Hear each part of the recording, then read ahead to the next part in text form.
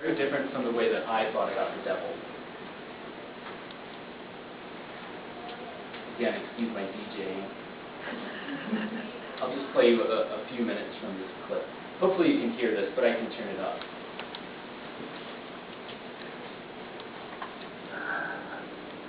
This is Isaac Bashevis Singer, and this is from one of the short stories in my collection, his collection, called Zlateh the Goat and Other Stories. And I've always liked this one especially. Demonic people, wild things, something in disorder that races through the world, and that we have to live with. And this is the devil, this is Hitler. This is the evil of all evil. And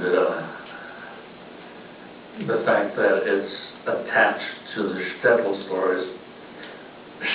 stories being what my parents told me what it was like to live in little villages in Poland. And my grandmother telling me people like him coming into the house and breaking the furniture and them trying to get down into a trap door so they wouldn't be killed or bashed. And that's what they all look like. And it was my vision of what they went through when the Germans took over Europe. That was very different than my reading of that image. But he reads a lot of hardship into that picture too.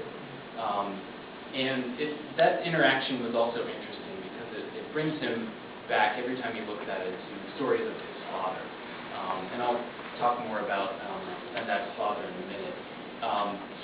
The interesting thing is that Isaac Bashevis Singer also had a part to play in this book. He was working with Harper on the text, and they had Singer in, and they put Sendak's drawings out in front of him. We have this great letter that Sendak's editor sent to him describing that reaction, Singer's part of these drawings. And when they put this picture in front of him, Singer lit up and just said, "Ah, that's a devil with an address." And I just thought that was brilliant. Sendak had never been to that address. He didn't know the shtetl world that Singer knew, that his parents knew, and yet he got it right, in Singer's opinion. And I always thought that was a really fascinating comment by Singer.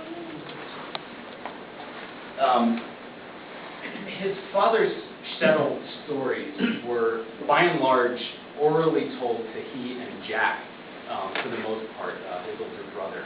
And they always begged their father to write some of these down. They were very prolific kids themselves. They were always kind of churning out their own folk stories, but they really wanted their dad to write down some of his stories. They could remember them very well. And finally, towards the end of his life, Philip Sendak was living with Maurice, and Maurice convinced him to write one. And he called it, or they titled it, In Grandpa's House. It was written in Yiddish by Philip. And he passed away in the late 1960s or around 1970, I forget the exact date.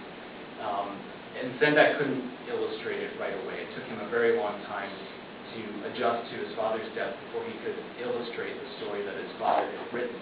And you can see in the bottom left corner that this illustration for that story in Grandpa's House is from 1982. It wasn't until 1985 that Sendak felt that he could publish this.